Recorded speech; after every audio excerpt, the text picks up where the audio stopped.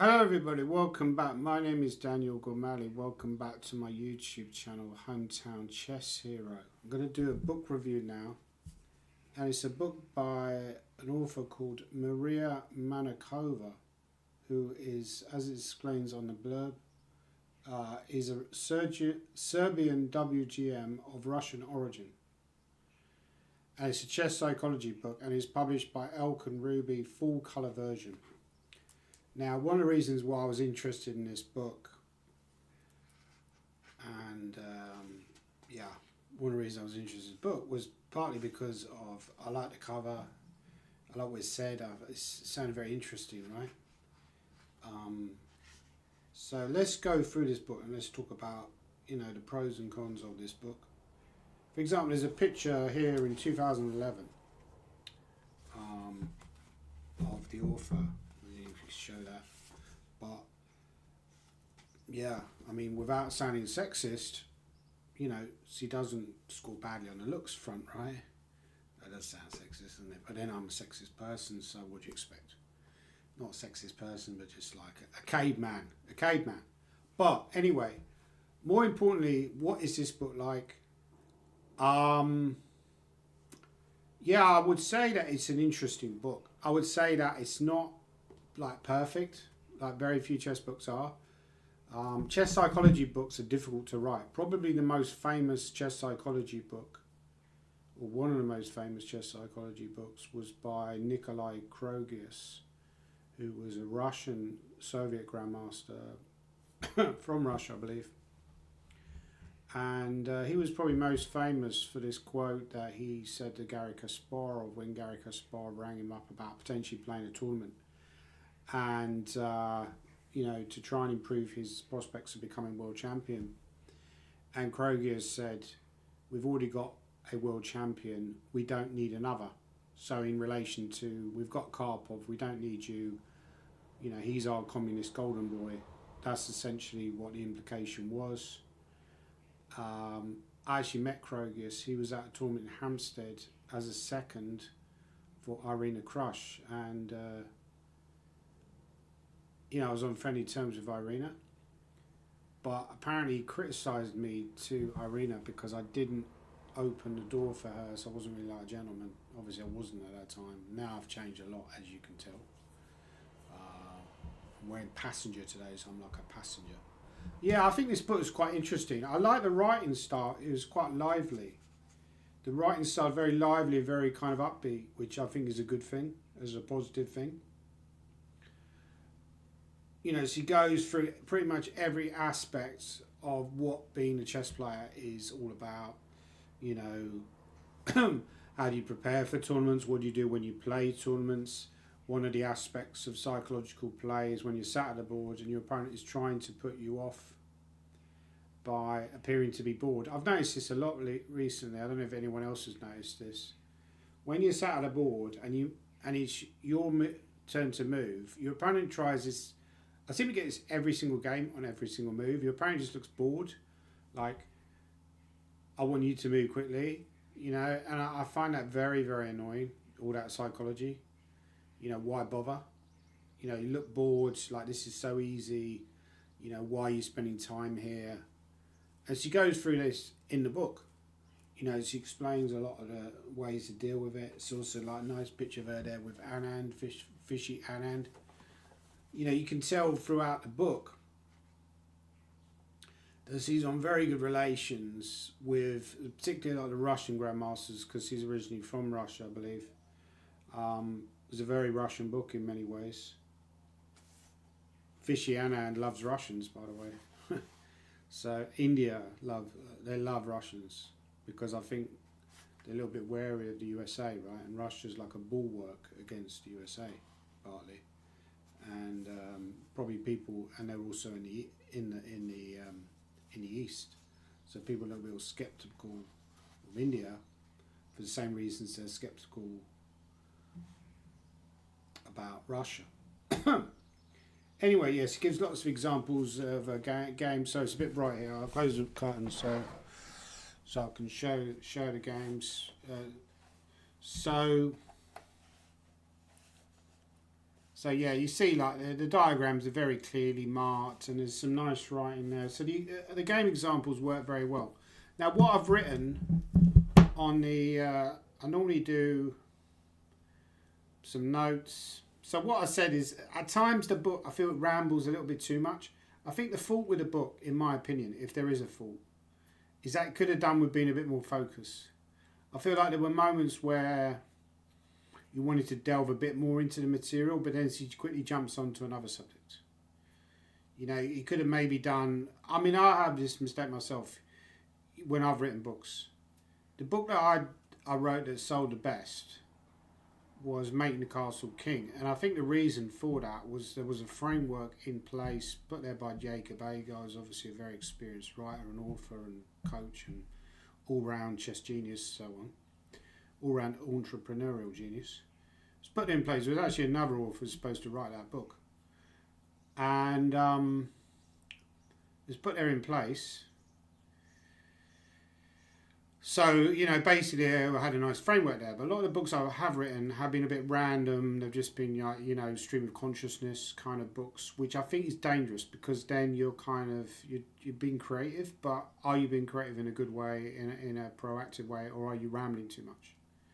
I don't think this book really rambles too much, but I think it could do with being a bit more focused and maybe delving into the topics a little bit better, which possibly stops it from being an outstanding book. Other than that, it's a very good book. Interesting book. And one of the things I love about it is how much work she's putting into compiling some of the quotes in the book as well, and also her personal conversations with personal interactions with chess players. There's quotes here by Garry Kasparov and Believsky. I've actually played against Believsky. I actually won 1-0 against Believsky. That's a rarity, isn't it? I think he was like late 50s when I played him.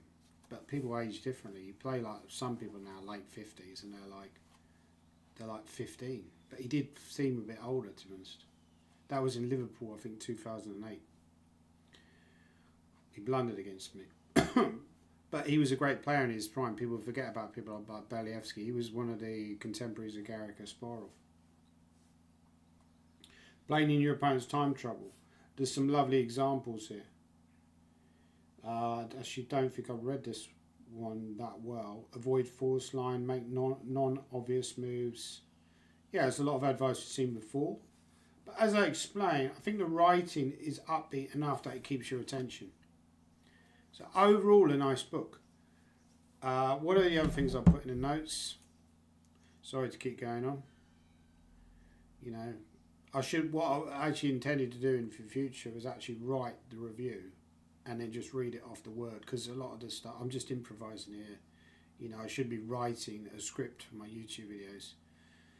The psychological advice relevant to me because of my meltdowns. One of the best quotes the best quote I thought in the entire book was by Dreyev, and he talks about how your brain is like a computer and it kind of overheats.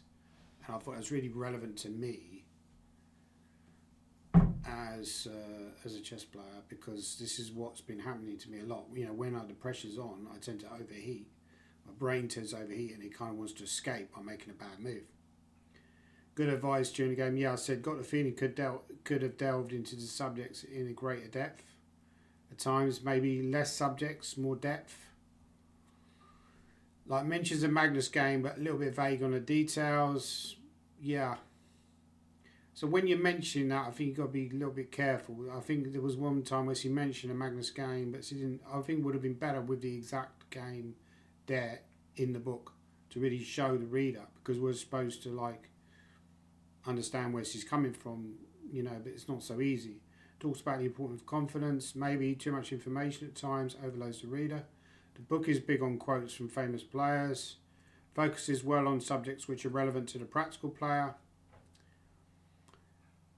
advocates low prep approach. Yeah, another thing, she advocates fresh mind. Maybe I'm giving away too much of the book, but yeah, I mean, that's interesting. But is this a code for laziness? Is this whole, I watched this interview recently with a young Turkish GM called Edis Gürel, and he's spending 3 to 4 hours before the game prepping. But obviously he's 16 or whatever, he's super young, he's got the energy to do that. So what he's given is realistic, practical advice.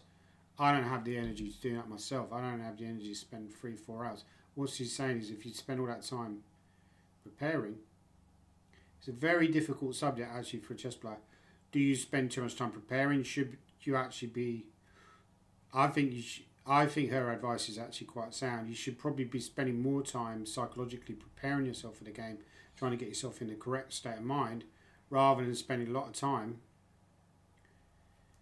preparing for a position that you're probably not going to get. But at the same time, if you're like 15, 16, you've got the energy to spend 3-4 hours a day, it's very important you put that work in. Yeah, I mean, she says a lot during the book that you should spend that time studying at home. You know, you do the work at home and then you prepare during the tournament. But that, in my opinion, is not very practical because a lot of people are just lazy at home as well, right? I know I am. But when I'm actually confronted by a specific concrete opponent at the board and I know I'm going to play that person in 2 or 3 hours, I will then prepare. So, you know, I think that also has to be taken into account. I felt the women's chapter was a bit shaky. I thought some of the comments bordered on sexist, to be honest. Not really from her, but maybe from some of the quotes from the other players. But obviously, that's just an opinion thing. Could do with more practical examples. For example, mention the defensive skill of players like Karpov and Ponomarev, but no examples given. Yeah, I thought she was very interesting when she was talking about Karpov and Ponomarev, how good they are defensively. So we're seeing that at the moment with Gukesh. He's a brilliant defensive player. I find that most interesting as well. You know, that's probably the aspects of chess that I find most interesting are probably the aspects that I'm weakest at, which is defensive play and strategic play. So I love the games of Anatoly Karpov, as he does, as he explains in the book. And I love, you know, strategy. I love defensive play. People like Karyakin was also, I know he gets a bad press these days for you know, reasonable reasons, but he was somebody noted as well as a great defensive player, probably still is. Petrosian. Great defensive player is fascinating because those are the toughest positions to play in chess. When you're under pressure, when your opponent has a mating attack, how do you deal with it? So that to me is absolutely fascinating. So I like the fact that she goes into this. So overall I would say this is a success, but I think it could have been even better, is essentially my verdict on this book. A Zillion Chess Live. It's got a really attractive cover. The pictures inside are fantastic. Although 1 or 2 of them might be AI generated, I'm not sure. I could be completely wrong in that assumption. But there's loads of great photographs during the book of her with other chess players. There's a lovely picture there with her mentor, Alexander Nikitin, who also has a book with Elton Ruby. Sadly, he passed away. Of course, Nikitin is most famous. Alexander Nikitin is most famous for coaching Garry Kasparov. And he's written a couple of books about coaching Garry Kasparov. But I believe, I could be wrong, but I don't think I am wrong, that he passed away a few years ago. Very sad. But there's a lovely picture of her with Nikitin in the book. So yeah, overall I would say this probably, I would give it like a 7 or 8 out of 10. Now it could have been a 9 out of 10 if 1 or 2 aspects have been improved, in my opinion, but that's just my opinion. I know from personal experience how difficult it is to write a chess book. This is particularly difficult because there's very little actual chess in it, so it's mainly her writing, and that's very, very difficult in my opinion. It's much harder to write a non-chess book than it is to write a chess book, because chess book you can just fill with lots of positions, lots of annotations, lots of garbage, and people are going to buy it anyway if it's a chess book, right? Chess books generally sell about 2,000 to 3,000. Anyway, that's my verdict on the book. Please leave your comments down below, but please purchase a copy of this book anyway, because I think it's a very interesting book. I don't know if Maria has written any other books on chess. But this is a good book. I think it's worth buying. And I want people to support Elkin Ruby Publishing. I got a very nice comment the other day about somebody, I think Boss Hogster, said that he bought a load of Elkin Ruby books recently. So that's great. You know, they're an up and coming publisher. And they publish on demand. So he only publishes when he goes to the printer and says, look, I've had an order, publishes, gets sent out. So anyway, that's my book. That's my book review. It's not my book, it's Maria's. A Million Chess Life Hacks by Maria Manakova. Full colour version. Conquering your fears, handling pressure, avoiding time trouble, developing a winning mindset. Please leave your comments down below. Please like and subscribe.